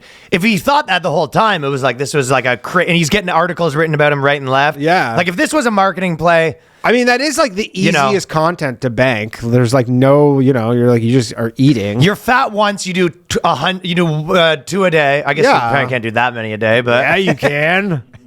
Well, mukbang, how many times can you eat as much as you can in a day? Twice? I mean, I do it 3 times a day. So 3 times a day. I mean, listen, I'm not in this guy's head, but it's potentially a savvy marketing move. Yeah, for sure. But then some of these YouTubers will do anything all over again? all about the content. Like you go, all right, we're going for 400 pounds. Well, he did normal stuff too. Like he just does random. He'll just do some other challenges. You know what I mean? He'll be a gym guy or whatever the fuck. Oh, that'd be a crazy departure. He goes just doing workout videos with Dr. Mike. Yeah, the problem is you got the skin now. You're fucking sitting on skin. I've been researching these 1,000-pound sisters because I've been kind of obsessed with it, and they got fucking skin galore right now. They're swimming in the stuff. Oh yeah. Yeah. Yeah. Fucking, it's like a skeleton in a tarp. Oh yeah.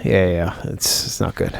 This Hakeem Phoenix article is maybe one of the best things I've ever seen in my life. Fucking homophobe. Makes me sick. Hakeem Phoenix dodges questions about why he left the Todd Haynes gay romance film at the Venice Film Festival. Hakeem Not gay enough. yeah, it's probably because he's not gay enough. Yeah. Hakeem Phoenix agreed to be in this film. Are you calling him Hakeem? What do you call him? Joaquin? I'm going with Hakeem. That's like a Joaquin? Joaquin. Not Hakeem. It's like Joaquin. Joaquin. Joaquin Olajuwon. Oh, it's an N, you're saying? Yeah, it's an N. Yeah, I've been saying Hakeem. Hakeem. Like Hakeem. That's why I've been pronouncing it. Hakeem Phoenix. That's great. Well, I'm reading it, so I know how it's spelled. Yeah. But you're right. I don't know. Whenever they get the J's and the O's here, they start spelling. Yeah, I mean, it's a tough name for sure. Joaquin Phoenix. Joaquin. It's like one of the fucking Joaquin. Key and Peele names. Joaquin Phoenix, California University of Nebraska. Exactly. Yeah. He was going to be in this movie. This is so fucking funny. He was going to be in this gay film. He's been he likes doing wacky roles, right? Yeah, he's an actor. He's an actor, but he's in the, he's in the Jim Carrey camp. He's there where it starts to be like, the wackier the better, right? Yeah, absolutely. Probably kills him that he hasn't got to play a full-on retard at any point. Like this guy wants to be the wacky dude. I don't know the extent to which Napoleon was him saying I got to be wacky or it was them being wacky, and then he took the role. He wants to play it wacky, you know? He wants to show his range. Yeah. He's decided that he's going to do the gay porn, basically. Yeah. The gayest film, and he made him graphic. He made him make it gayer. Allegedly. Well, that's what the director, apparently he's like, this is not gay enough. Let's make this super gay. This is what the director is saying. The director is like, no, he wanted it to be gay. Yeah, because he's like, I'm not going to get Joaquin Phoenix if I make this into like just a gay porn film. So I was like, he probably was trying to be like, it'll be like a little gay. It'll be a little gay. Apparently, according to the director, which we don't know if true or not true, allegedly, Hakeem Phoenix. Hakeem the Dream Phoenix. Allegedly, Hakeem the Dream was demanding more gay sex scenes. Yeah, really gay. I mean, if I had a friend, like if you were acting in a movie and then there was like a gay thing and you had all these gay kissing scenes and I talked to the guy directing the film and you go, Danny keeps fucking demanding that we fucking do more gay sex scenes. Yeah, you'd be like, all right, well, this is like a big budget Hollywood movie. Like you'll probably give me a pass. I'll probably get like ripped, but then you find out, you go, I was demanding it be gayer. You go, that's crazy. You're just in the table read. They're like, and then Danny's character gives him a kiss on the cheek and you go, doesn't really seem like my character would just get kissed on the cheek. I kind of feel like my character would suck him off here. Kind of feel like he'd get fingered like a bowling ball. Is that possible? I've been really spending time with this character, and I feel like the character would go skiing with both of them. Yeah, I'm feeling like my character would be cupping his balls here. Getting teabagged, This is what they're saying. Okay, so yeah. Hakeem the Dream declined to answer questions about it at the Venice Film Festival because people are asking, like, why'd you leave the gay sex scene? And he goes, a source from Variety says, Phoenix got cold feet. Well, Deadline reported Phoenix had stormed off the set weeks before. So we don't know if it was too gay or not gay enough. I mean, it's obviously, to me, it's a little bit funny thinking that, he agreed to be in this gay sex film. Yeah. He got the sides. He starts showing up. He's doing the table reads and he was like, you're on the couch. The 9 guys come in, just fucking take their turns on you. I'll tell you. I actually, I was able to access some of the sides. Oh, okay. So this is the movie that he turned down. Interior Day. Hakeem's just getting pounded. He's loving it. Sheer pleasure on his face. This isn't his first time. 9 men, every hole in his body filled. Next scene. Exterior night. A second pounding. He's going to be walking. So this is... I actually got some of the sides too. Interior asshole day.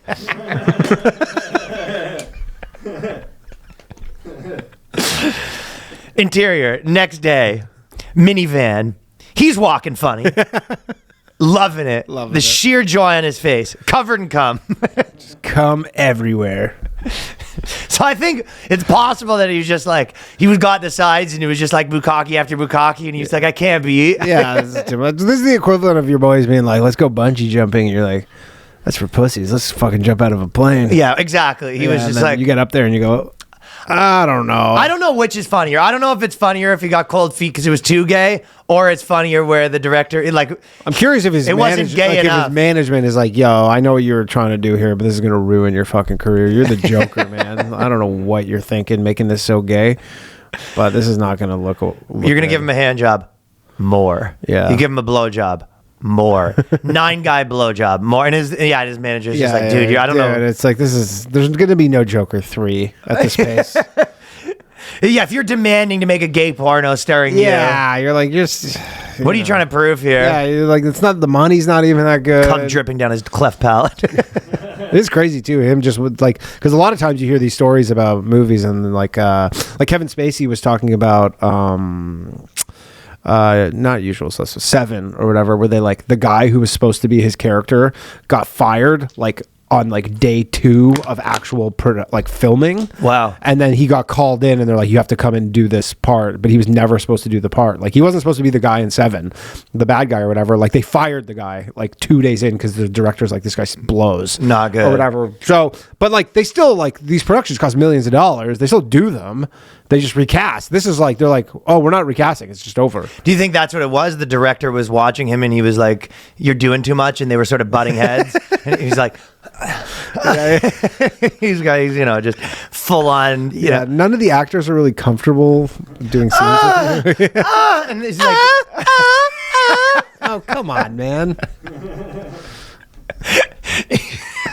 As he just walks out, he just like every morning just takes like 10 blue chews and he just walks out with just like a boner in his pants.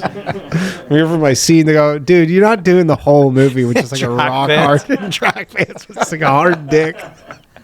He goes, this is my choice. this is the choices I'm making. Yes, this is my character would be walking around the whole movie with a hard dick.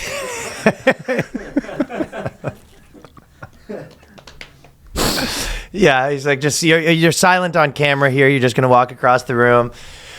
I hit the spot, and he was like, stop saying that hit the spot. You're just That wasn't in the script. He goes, I'm ad-libbing. Do I not have? Have any of you won an Oscar? Like reaches into his pants. It's the Oscar the whole time. It's just, There we go. there you go. Oh, sorry, I just got some cum in my ear. You go, okay, what? That wasn't in the script. Cut! He does the thing where he walks to the camera, he just looks at the camera, and then he goes, what is that even? You go, I hit it. I spent the last 8 hours in the prop department. And they go, please stop pretending to Burp cum. Can you stop that, please?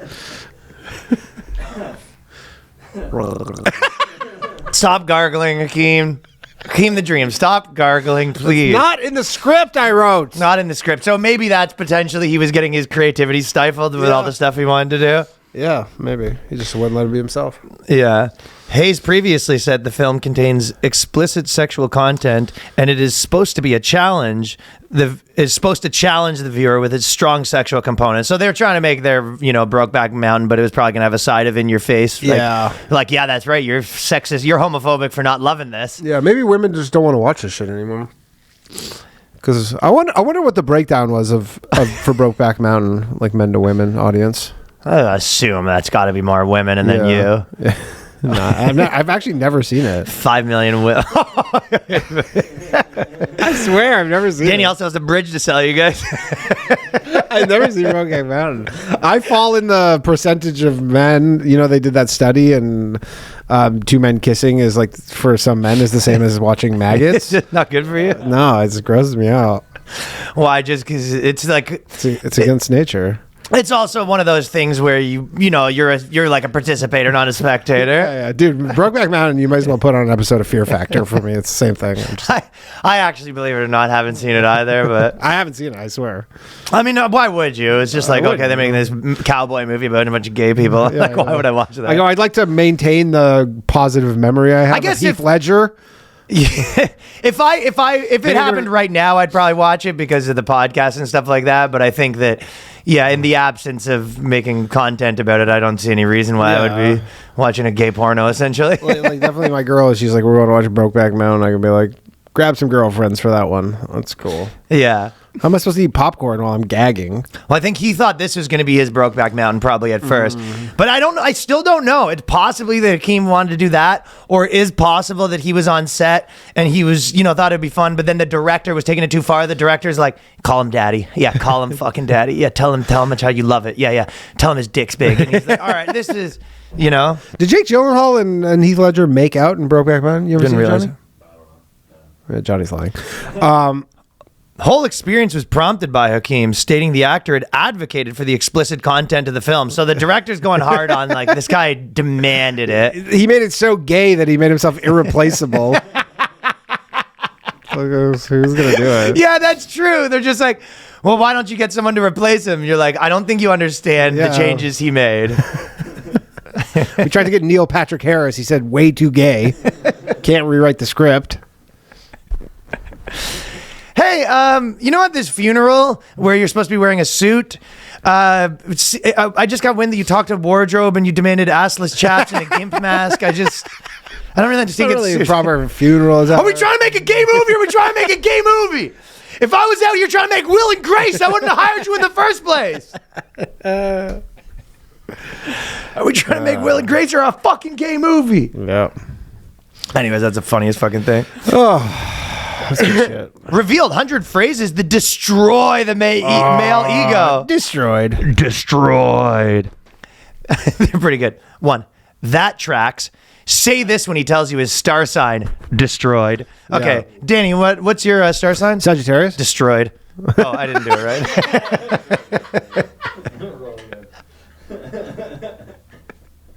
Hey man, it's hard being Joaquin. It's hard not being Joaquin Phoenix.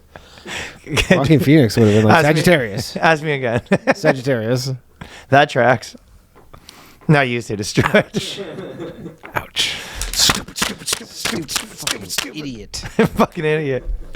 That tracks. So that's very passive aggressive. I like the one where you text someone, you go, "I'm here," and then you late at night you text them, "I'm here." This is one of them. And then you turn off your phone for 3 days.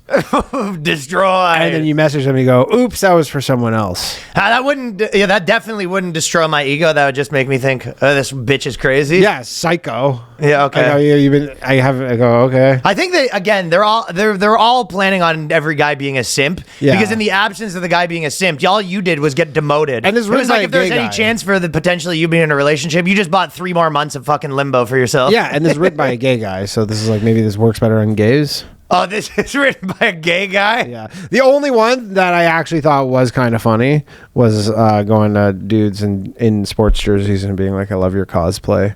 I guess. Yeah. What's a cosplay if you're saying cosplaying as a football team because you like the team? Yeah, you wear this jersey and then it's like, you're not on the team. Oh, so you're right. They do make a little more sense when you say them in a gay accent. Yeah. Thought your voice would be deeper. Destroyed. Need to escape a disastrous hinge date. This one is gold. I mean, it seems like it would be harder. I guess it makes way more sense to me now that it's a sassy gay guy being like, I thought your voice would be deeper. Yeah, but this is a sassy gay guy writing this for women to use. Okay. Yeah. So there, but if you show up on a date and you go, I thought your voice would be deeper, and you go, and then you're like, well, that'll make them leave. And it's like, well, what if they don't leave? You're like, oh, I got to do more stuff. Be an asshole till they leave. It just doesn't. Tell me how much this one. How is it any of this better if you're trying to leave a date? How is it any of this better than being like, yeah, have a phone call. It's an emergency. Yeah. Tell me how much this one would hurt you. Do you like Lord of the Rings? Yes. You'd make a good Frodo. Destroyed. You remind me of James Corden. Destroyed. This guy hates James Corden. How else? I wouldn't know if that would destroy me, but I think if a girl, I mean, if the guy looks like James Corden, but if you're like, you remind me of James Corden, I'd be like, yeah, no, I don't. No, yeah, I go, I don't. I'm not anything like James. I'm not even It's British. sort of bad negging. It's sort of like bad negging. Yeah, this is bad negging. Because if a girl said to me, like, you remind me of, okay, tell me I remind you of James Corden. You remind me of James Corden. Destroyed. Fuck. Okay. No, say it to me. Screwing it up again on purpose. Say it to me. You remind me of James Corden. Yeah, you too.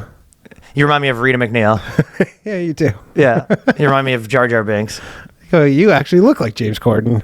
We're both getting destroyed Yeah, here. we're both getting destroyed. Call out his hissy fit. I guess that's a good way to piss them off more if someone's getting mad and you say you're throwing a hissy fit. Yeah, I guess if you never want to see this person again, you're in the middle of a date that you hate this guy.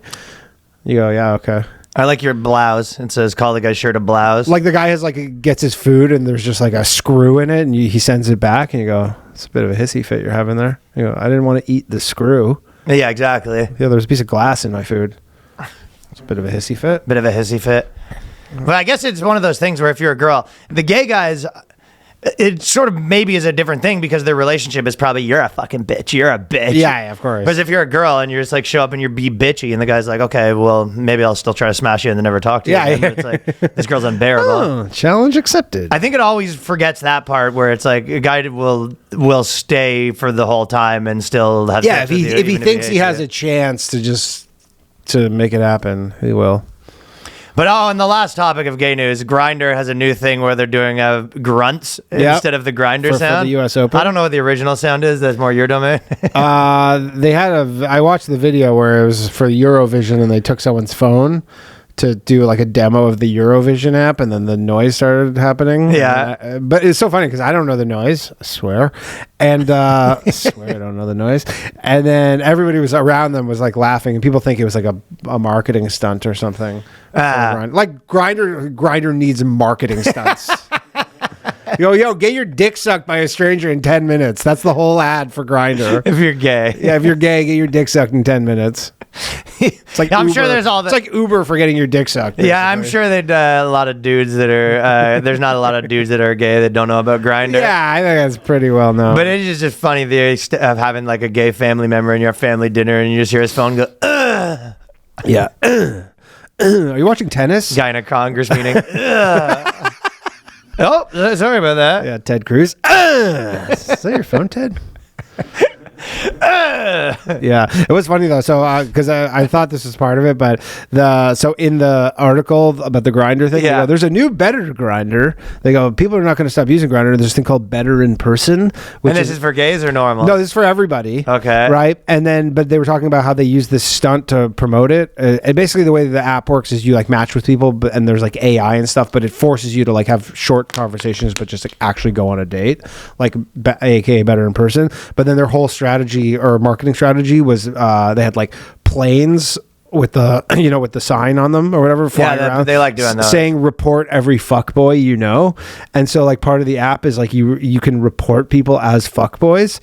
What is that? If they don't call you back, you report Basically them? Like if someone like fucked you and then was like lied to you, they go, oh, I want to be in like a long-term relationship, fuck you, and never call you back, then you can report them as a fuckboy. And if you get reported 3 times as a fuckboy, then your profile has like a fuckboy sticker on it.